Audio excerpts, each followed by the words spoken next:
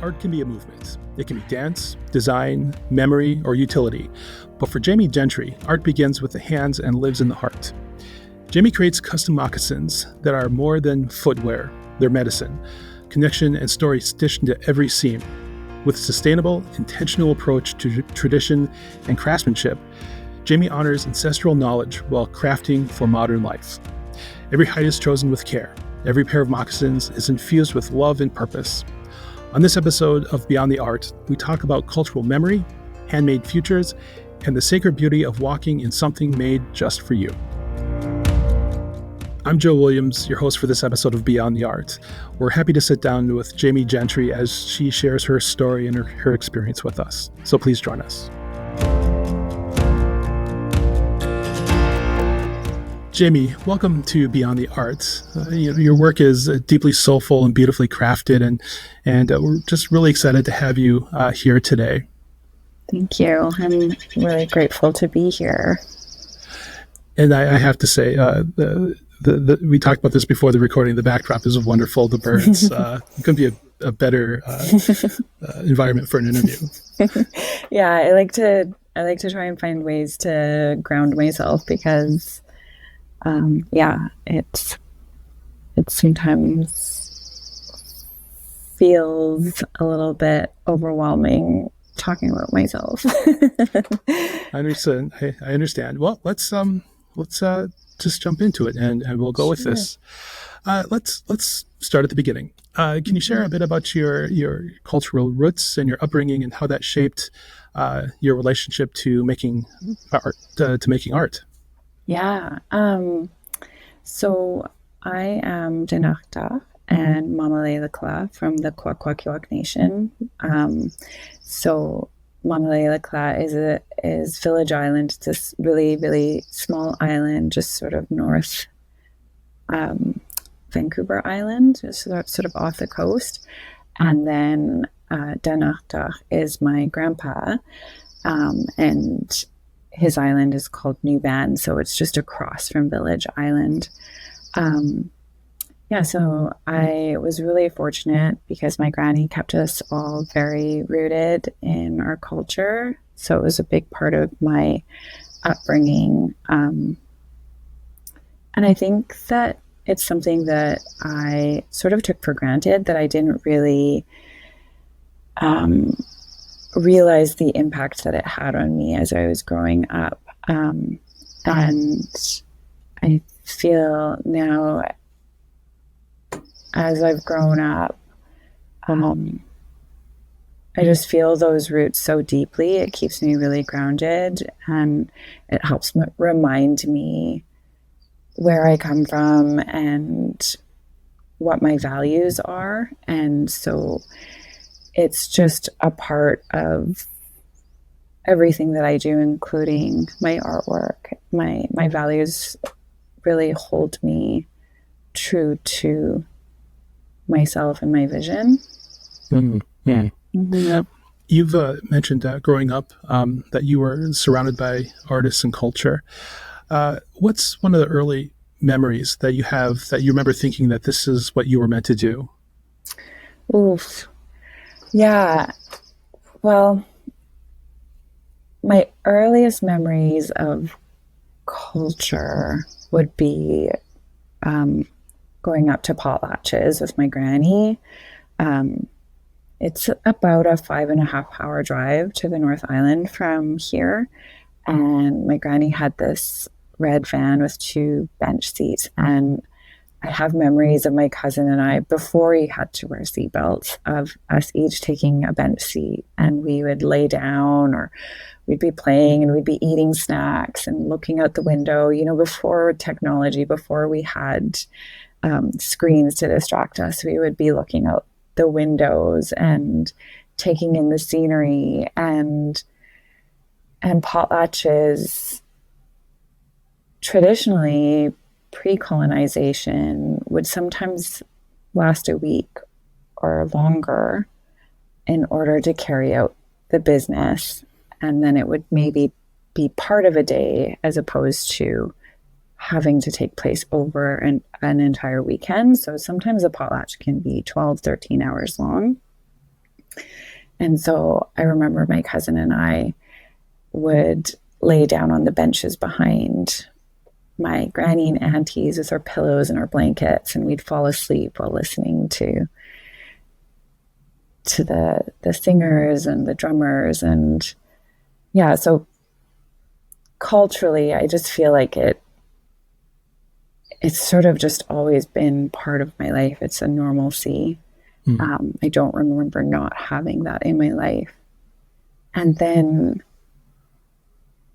as for when I knew that I wanted to make moccasins, and that I wanted to do it for a living. So one, it never occurred to me that I would do it for a living. It was just, as soon as I learned how to make moccasins, that was it. I was pulled to it. It was like a magnet, and I just couldn't stop making them.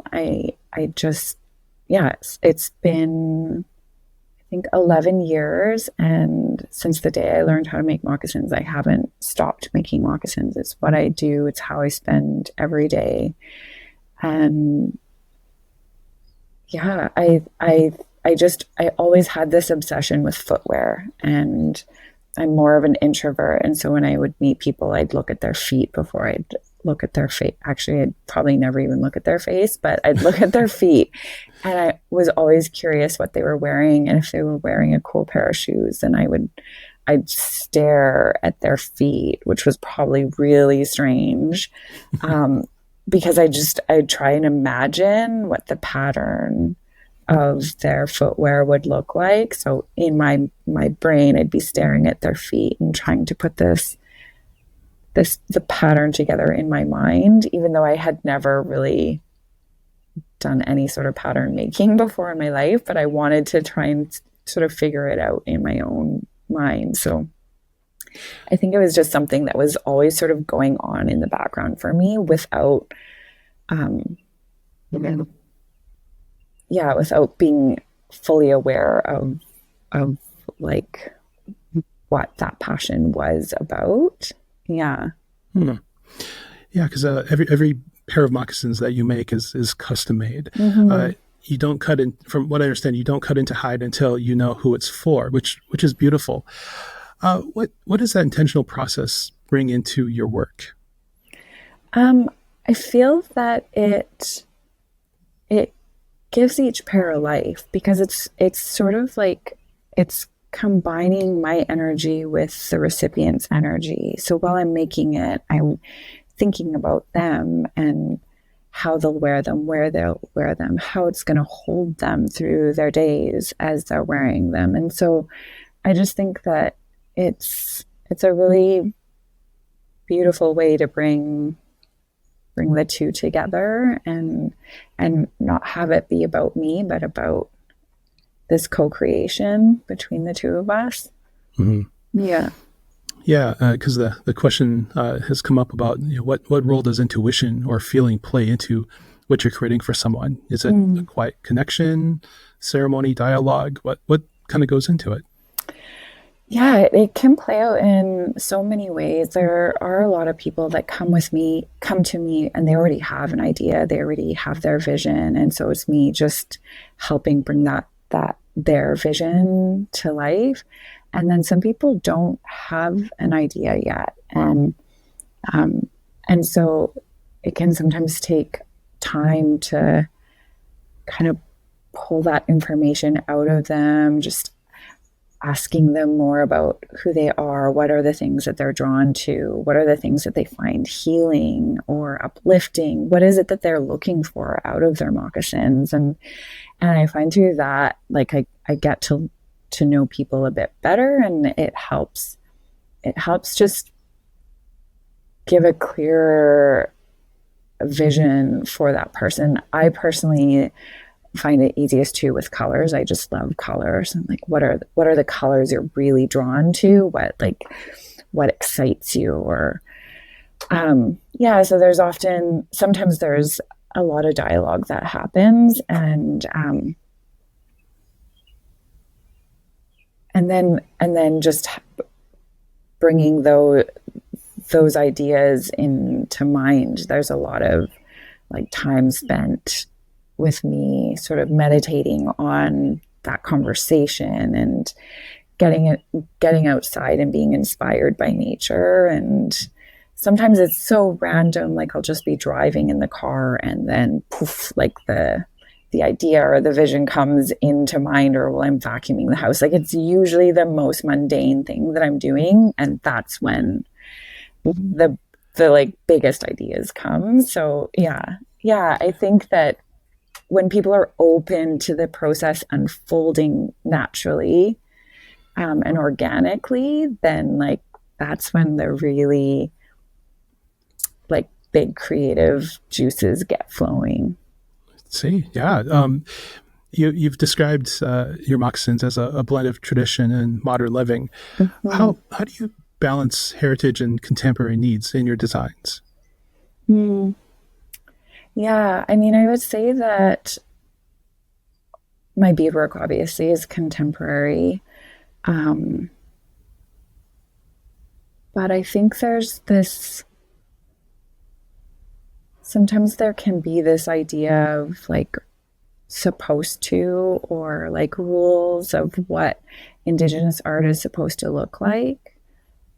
And I really had to sit with that a lot, and especially like read a lot of other people's thoughts on it too. Of I am an Indigenous person and I was raised in my culture, and so what I'm producing is Indigenous art, and it doesn't look like the art that my ancestors made.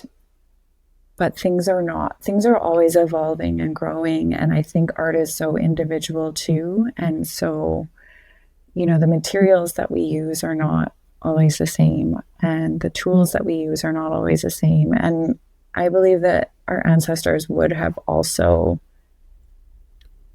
wanted to find ways to make the process more accessible and easier. And so I have to trust in that. Otherwise, I can feel like a real bummer sometimes.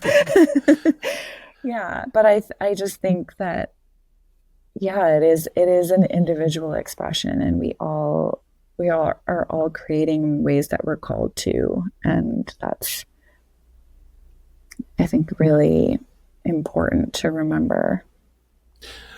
I've always felt that Indigenous art was always contemporary. It was always created by contemporary people in the moment for whatever the purpose was. And so, of course, I think it's a natural progression that things evolve, processes evolve, with the times. And my mentor, Bobby Penn, used to say that, we're artists who happen to be Native American or Indigenous, right? Of course, our culture is our source of inspiration, but we're also individuals. We're artists. We create what we feel. Mm-hmm. Yeah, I love that. Yeah, that's so true. Your sustainability ethos is strong. You're thinking about how connection reduces waste. Can you talk about that relationship between the maker, the product, and care? Yeah, I feel really strongly that when we build connections with people, with the maker and the receiver, it's just more likely that the person's going to hold on to that piece. It's going to become a part of their life, a part of their family, a part of their story. And so it's less likely to end up in a landfill. And I feel very strongly about that. I'm very intentional about, say, the clothing that I purchase, because it all has a story. It has a meaning. I'm purchasing from, handmade or other Indigenous artists because I've felt a connection to their story. And so it's meaningful to me. And it's not something that I'm just going to toss out after a couple of wears. I hold these pieces tightly to me, and they've become a part of my life. and they're a part of my story when I'm going out into the world, and I get to share these people's work with others. And so, yeah, I do think that it's very valuable to create intentional pieces and create these connections in order to prevent more waste. If I could ask a question that maybe switches your answer around, because in a world of fast fashion and mass production, your intentionally slower creation process, that practice stands out. What are you hoping people feel when they wear a pair of your moccasins? I hope that they feel grounded, that they feel a connection, that they feel the life of their moccasins, because they are living, in my opinion, there's a life that has been breathed into them. There's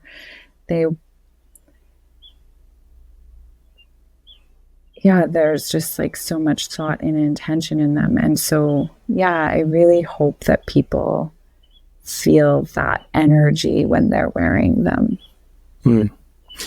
What's one thing you wish what more people would understand about the culture and the environmental value of handmade goods, especially Indigenous made ones? Yeah, I think that's such a big topic that I'm going to try and be succinct on.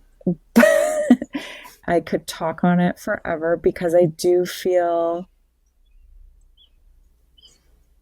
like it's forgotten. I feel like people have forgotten what handmade looks like, what goes into creating something, because we have moved into this world where everything is so instant.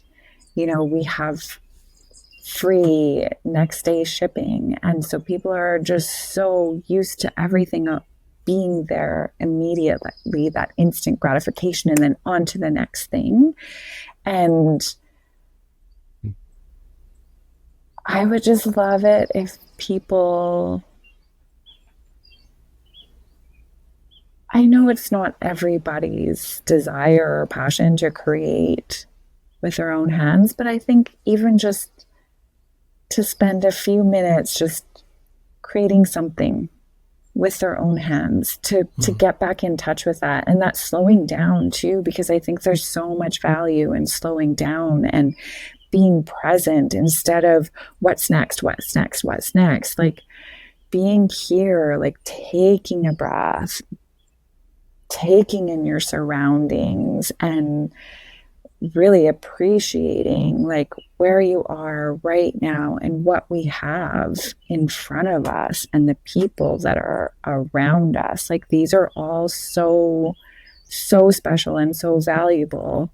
And I think it gets lost in this fast-paced on to the next thing world that we're living in. So I think, yeah, if people could take time to even just pick up something that's handmade and look at it, like really look at it, look at every stitch, look at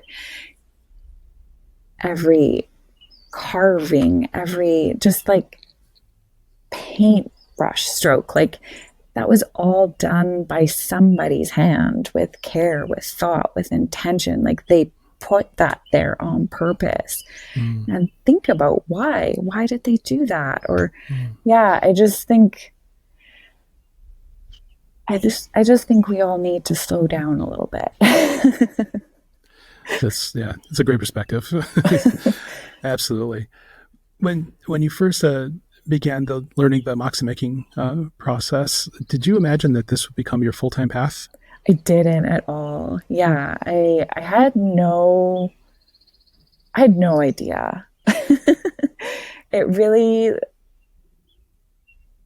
I always tell people the moccasins took me on a journey. Like, I was not in control. I was not driving this train. Like, it charged forward and it brought me along for the ride. And it's been so incredible. And I've been really, really fortunate. And I am just so grateful that I've been able to have the experience that I've had through making moccasins. So yeah, no, I didn't ever believe that this would be my life. Have there been moments where you've doubted your work or hit a creative roadblock? And what, if you did, what helped you get through those times? Yeah, all the time. um, I think that I'm really fortunate to have a strong support group. Um, and early on, um, I was fortunate enough to become a story boot artist with Manitoba Mucklucks. And through the story boot artist Facebook page, I made a lot of good friends. And through that, being able to like support one another emotionally when we hit roadblocks. I also have a really supportive husband and children and family. And so, yeah, I doubt myself a lot. I'm very hard on myself. So it can be very easy for me to like be critical with myself. And so I am just very, very lucky that I have people in my life that pick me back up and put me back out on the road again. Well, that's a wonderful thing. That's absolutely a wonderful thing. That said, who inspires you within your community or beyond? And when it comes to blending tradition and, blending tradition with innovation? Oof, yeah, there's so many people that inspire me. I'd say just like closest to me, my uncle is a huge inspiration. He very regularly checks in with me, and he's a really strong supporter of my work. And he nominated me for an art award a couple of years ago, which I received, and that just it was so touching because my uncle is not like he's not on Facebook. He doesn't have social media. My uncle is a world renowned artist before social media. Like he has been all over the world. So yeah, he does not spend time on the computer. He had to text me and call me several times to fill out this application. So it was just the amount of labor he put into just filling this application form out really, really was very, very humbling and touching. So yeah, he's always been a big inspiration, and he's always reminding me just to raise the bar, like just keep raising that bar. As long as you're raising the bar, and as long as you're working from your heart, then you're doing the right thing. Oh, that's fantastic. We should all be so blessed with an uncle or a family member like that. Yeah. Oh, that's wonderful. Yeah. Your work is so tactile and sensory. Does making bring you a kind of healing personally? Yeah, it does for sure. I'd say that I live in my head a lot. So I was definitely one of those kids that was like, had this grand imagination, and I was like living in my head for most of my childhood. I would have been out picking daisies on the soccer field, and my mom, who was like an incredible soccer player, was probably just like, oh, just shaking her head, embarrassed. And so for me, having that time to like say bead a big project and have that time to spend in my brain, like imagining or really just like getting to steep in my imagination is very healing. There's a lot of like ideas, thoughts, dreams that come up while I'm working. And so, yeah, I love it. I crave it. Yeah. Oh, that's yeah.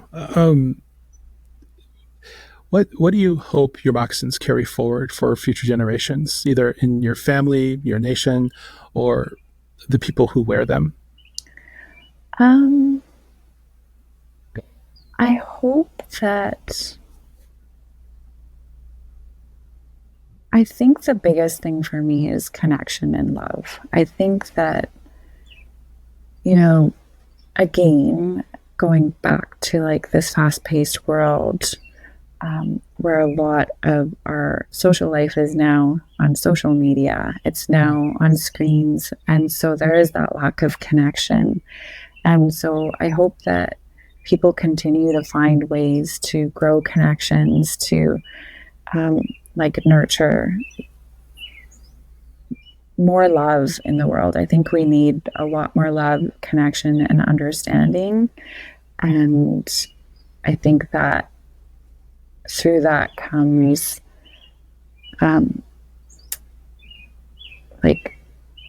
deeper understanding of one another. And yeah, I just think I love so much about social media. I love that I've been able to grow friendships and connections through it, but there's a lack of time. I think we're all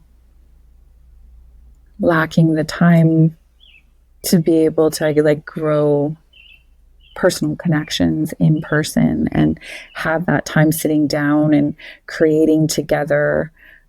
I've started teaching workshops, and that's probably my most favorite thing, is just sitting at a table with a group of Indigenous people, creating together, seeing their faces light up when they complete their moccasins and they're like, I made these.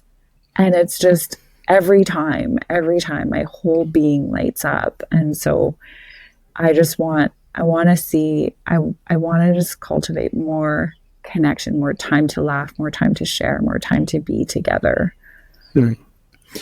I just got off of a 2-week summer art institute where I teach, and I've been a part of this program. I've been teaching there for about 25 years now. I've been a part of it for over 30 years. And it's the highlight of my year, working with these kids. I'm at the point now where I'm actually teaching the kids of students, second generations now, right? Which is a bit of a trip. But yeah, because this last year I had 3 students who each of their parents were my students. Wow, that's so cool. Early 2000s. Yeah. So yeah. This connection that you're feeling with your students, I can appreciate that. It's the best feeling. It is, yeah. Do you view yourself as a cultural preservationist, a designer, an artist, all of the above? Mm-hmm. I don't know. I'm not sure how to answer that question. Can you guide me more on how? Sure. Yeah. So I think, as artists, Native artists, Indigenous artists, there's a connection. There's a bond between the art that we create and sort of a cultural purpose or a need. While at the same time, we always have this responsibility to the land and the place that where we're at. I guess, how do you see yourself within those spaces? Yeah, so one thing that I think has really unexpected that happened through my art was this strong connection, because a lot of my beadwork is floral, and so I do spend a lot of time outdoors hiking. I am looking at flowers, I'm looking at plants, and I'm looking more closely at them. And I'm also now in school for holistic nutrition and phytotherapy, which is herbal medicine. And so I just keep coming back to the land. I mean, the land birthed us. It gave us our culture, our tradition, our language, our food, our medicine. It is our everything. And that is our part of our reciprocities, and in turn caring for the land and showing gratitude to the land for all that she's gifted us. And so for me, I just feel like I have I'm growing this relationship with the land where I feel, I don't want to use the word obligation because it's not like a weighted, but this strong desire to really connect with the land. And I feel like, like food sovereignty has become a very big passion of mine as well, because I feel like through our food, we can remember the land and help the land remember us. And it's a way of communicating with the land and showing the land we need you. We still need you. So we need you to grow these foods for us. We need you to rain, to provide water. And sorry, I don't even know if I'm answering the question, but I'm going off on a tangent. Tangents are good. Tangents are great for podcasts. Absolutely. And I'm right here with you. You're saying something very similar to what my friend Sean Sherman has talked about when he talks about food sovereignty and sort of having autonomy over how we create food, and how there is a relationship with the land and a responsibility, not an obligation, but definitely a responsibility for us to be not just good tenants of the land, but partners in a sense. Mm-hmm. Yeah. The land is our family. So it's the responsibility, or it's not this, it's like I have children and, I feed them, I house them, I clothe them, but it's not like this weighed down, I have this responsibility to my kids. It's this honor. It's an honor that I have to care and raise these human beings and be able to watch them become the people that they are becoming. And it's the same thing with the land, where it is my deepest honor to be able to care for this land and be able to witness it. Every day it's different. Every day it changes. And every day I get to wake up and find ways to communicate and learn and ask daily, what is it that you need me to know? What is it that I need to do to care for you? Mm-hmm. And that's an honor. It's so interesting in these conversations. You're sort of answering the next questions as we're going through, so I'm trying to keep up with you, because the next question really ties into this about sort of what legacy that you're hoping to leave, not just with your art, but also with the values, your values. Mm-hmm. Yeah, I think for me it is all about the land. For me, I hope that people can feel the feeling that I have when I'm spending time on the land. And so one of my biggest dreams that I've had since I was in high school is to be able to open a retreat center.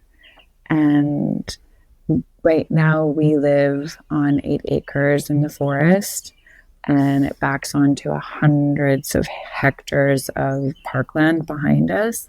And the amount of healing that I've had in the last 2 years, just being able to, like I said, every day witness this land is immense. And so I want to be able to share that with other people and give other people the opportunity to have that connection and that healing and to be held so deeply. And so that's the vision for the retreat center, is to be able to have a place where Indigenous people can come and they can rest, and it's like a deep exhale and just be held and not have any expectations and be fed from the land and hopefully sleep and breathe and exist, and then have time to refill their cup, because I know there are so many people in community that are doing the heavy lifting, they're doing the hard work, and they're going unnoticed, and they don't have time. They don't have time at all. And so I just want spaces where people can have that time to rest and recuperate so that they can continue and not get completely burned to the ground.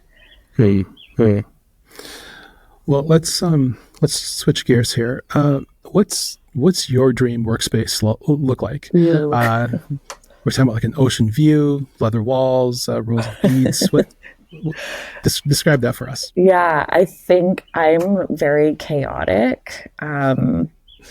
It's so funny because I used to be very, like, everything had a place, but when I get into creative like mind space, it's just chaos. And I have 3 dogs, so there's fur everywhere. There's leather everywhere. Everything is disorganized. My dream creative space would be large and open with lots of natural light coming in, but organized and clean and easy to find. Everything's like within reach. I don't have to go like scrounging around looking for things. It's like, oh, this is the obvious place for this tool to be. I got you. I need help.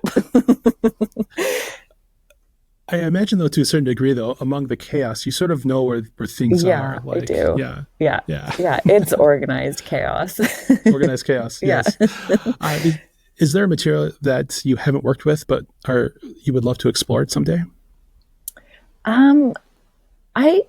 We were just recently in Japan, and so I went to the Miyuki bead factory in Japan, and they had sequins, and I was very curious about those and figuring out ways to be able to use sequins, because I have these visions of designs that I feel like would work really well, but it's not something that I've explored yet. I think I keep waiting for time to, learn something new. But yeah, eventually I'd really like to start incorporating some sequins.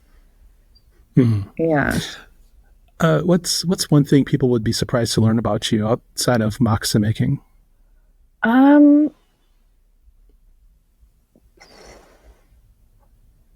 I don't know. I'm not a very exciting person. I lead a very boring life. Like, I live here in the middle of the forest, away from people.